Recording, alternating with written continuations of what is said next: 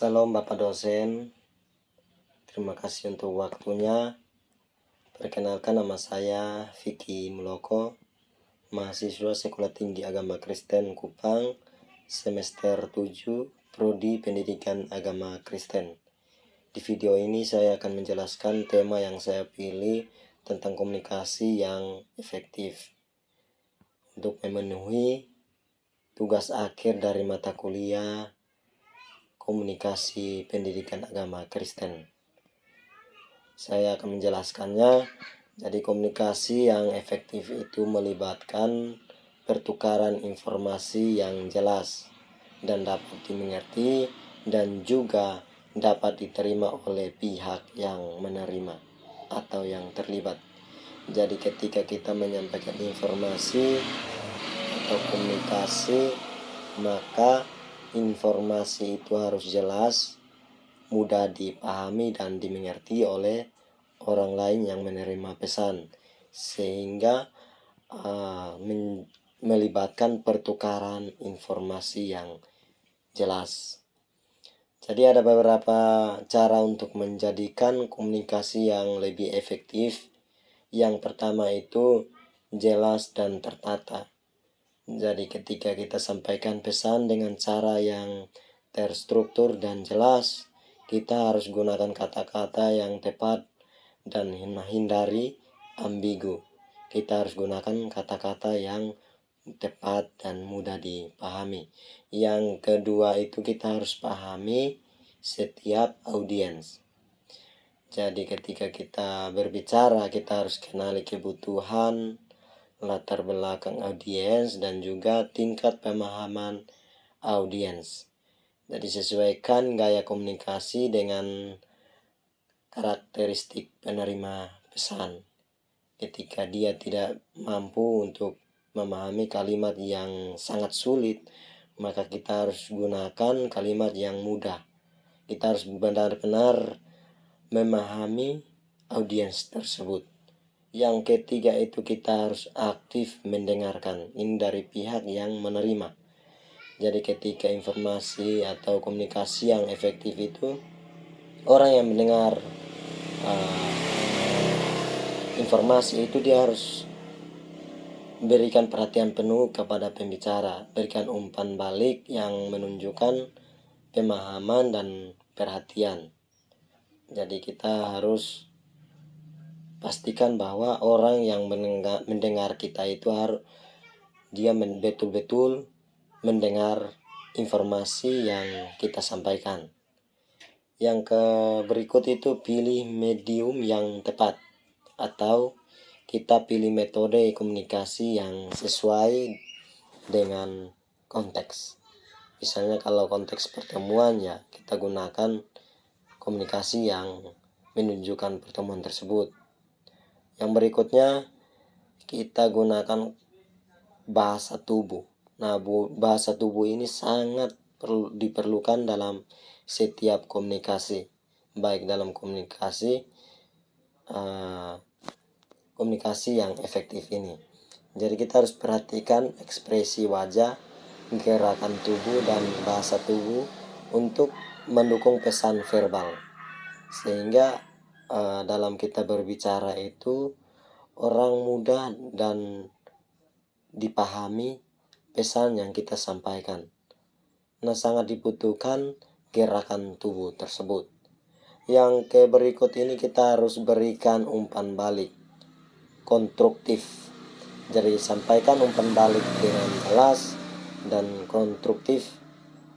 Ini mengakibatkan dorongan diskusi untuk memastikan pemahaman. Ketika orang menyampaikan umpan balik itu, apa yang kita dengar dari dia sampaikan, kita bisa tahu dia sudah mengerti apa yang kita sampaikan atau belum. Yang berikut kita harus pertimbangkan konteks. Jadi konteks ini sangat perlu ya. Jadi kita harus perhatikan konteks situasional, budaya, dan lingkungan dalam komunikasi. Ketika kita dalam konteks budaya, maka kita harus melibatkan konteks budaya. Ketika kita dalam situasi, maka kita harus gunakan situasi. Nah, yang berikut kita kelola emosi. Jadi emosi ini sangat perlu juga. Jadi ketika kita berbicara, hindari reaksi emosional yang berlebihan. Jadi emosional yang berlebihan itu sangat fatal untuk penyampaian informasi yang efektif atau komunikasi yang efektif. Kita harus berhati-hati dalam menyampaikan informasi yang penuh dengan emosional yang berlebihan. Yang berikut saya akan menjelaskan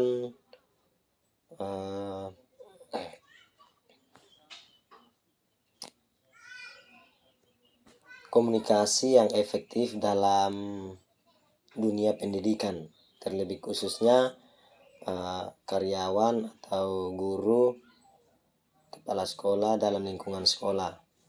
Jadi yang pertama kita harus jelaskan dengan jelas tujuan pembelajaran kepada siswa. Ini dalam konteks mengajar ya. Jadi kita harus pastikan siswa itu memahami apa yang diharapkan dari pembelajaran tersebut. Kita gunakan bahasa yang sesuai. Nah, ini sangat diperlukannya. Jadi kalau kita mau komunikasi itu efektif, kita mengajar harus memakai bahasa-bahasa yang dapat dimengerti oleh siswa-siswi. Terkadang kita mengajar tanpa melihat sebagaimana siswa-siswi itu dapat mengerti informasi yang kita sampaikan. Nah, yang berikut itu sesuaikan bahasa dan penjelasan dengan tingkat pemahaman siswa. Ini sangat perlu ya. Jadi ketika kita mengajar, kita harus tahu persis kemampuan siswa-siswi dalam menangkap bahasa atau informasi sebagaimana mereka mampu, sehingga kita gunakan kalimat atau kata-kata yang mudah dipahami. Jadi hindarilah istilah yang mungkin sulit dipahami oleh setiap siswa. Yang berikut kita harus libatkan siswa aktif. Jadi ketika kita mengajar, siswi itu harus aktif. Jadi dorongan partisipasi siswa melalui pertanyaan, diskusi, dan proyek itu berikan kesempatan bagi siswa untuk menyampaikan pemikiran, gagasan, dan pertanyaan mereka. Itu berikan umpan balik kepada guru. Jadi kita harus mengajar dan memberikan dorongan partisipasi sehingga mereka memberikan pertanyaan bagi guru, atau juga membuat kelompok-kelompok, misalnya kelompok 1 sampai kelompok 5, dan mereka berdiskusi, atau proyek-proyek juga bisa, sehingga itu dapat memicu untuk partisipasi siswa untuk memahami penyampaian pembelajaran saat itu. Nah, yang berikut juga kita melihat seberapa respon atau umpan balik ketika kita melihat pertanyaan-pertanyaan dari mereka itu sesuai tidak dengan tujuan pembelajaran hari waktu itu. Ketika dari umpan balik tersebut, pertanyaan tersebut, maka kita memahami mereka sudah mengerti dan memahami atau belum. Jadi yang berikut kita harus jelaskan langkah-langkah perbaikan jika diperlukan. Pertahankan keterbukaan dan responsif. Jadi bersikap terbuka terhadap pertanyaan dan masukan siswa. Tanggapi kebutuhan individual siswa dengan perhatian. Ketika mereka bertanya, kita harus sampaikan pertanyaan tersebut sesuai dengan apa yang mereka memberikan pertanyaan.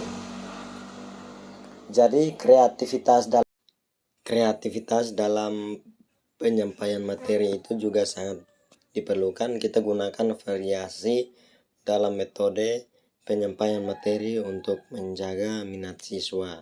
Jadi kita gunakan metode yang tepat sehingga dari minat siswa tersebut memecahkan komunikasi yang efektif. Yang berikut manfaatnya, kita harus memanfaatkan teknologi dan sumber daya yang relevan. Saya melihat di sekolah generasi unggul, saya melihat mereka menggunakan televisi. Itu salah satu manfaatkan teknologi sehingga komunikasi menjadi lebih efektif. Yang berikut, kita kelola kelas dengan efektif. Jadi kita terapkan aturan dan ekspektasi dengan konsisten. Jadi ada aturan-aturan yang mengatur, misalnya dalam mengajar tidak boleh ada yang ribut, dan itu kita memberikan kesempatan bagi setiap siswa-siswi membuat aturan-aturan dalam kelas. Jadi mereka sendiri yang membuat aturan-aturan tersebut sehingga dalam kesepakatan tersebut tidak ada yang merasa dipaksakan, kesadaran mereka sendiri. Jadi inilah kita gunakan teknik manajemen kelas untuk menciptakan lingkungan yang kondusif. Yang terakhir, kita budayakan empati. Jadi empati ini sangat diperlukan bagi setiap siswa-siswi. Jadi kita bukan siswa-siswi juga, tetapi seorang guru. Kita harus pahami kebutuhan dan tantangan siswa. Jadi tunjukkan empati terhadap situasi siswa. Contohnya seorang guru matematika yang efektif dalam dapat menyampaikan konsep-konsep yang kompleks, maka dengan bahasa yang mudah dipahami, itu melibatkan siswa dalam pembelajaran aktif dan mereka akan memberikan umpan balik yang konstruktif. Jadi kita harus memberikan empati yang tepat sehingga memicu umpan balik yang tepat pula.